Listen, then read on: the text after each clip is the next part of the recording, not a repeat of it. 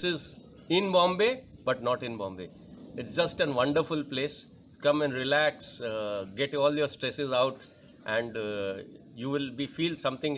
You have come back rejuvenated back to your work. It's so beautiful. You just feel you're back into the Nature. old time. Yeah, Yes, the nature is beautiful. It's you are with nature. Everything is so natural over here. Everything you eat, the air you breathe, everything's just too good, too good. And we should not forget the ghee cries, cow and the ghee and the amazing things. Wow, it's a wonderful place. People should come and experience it.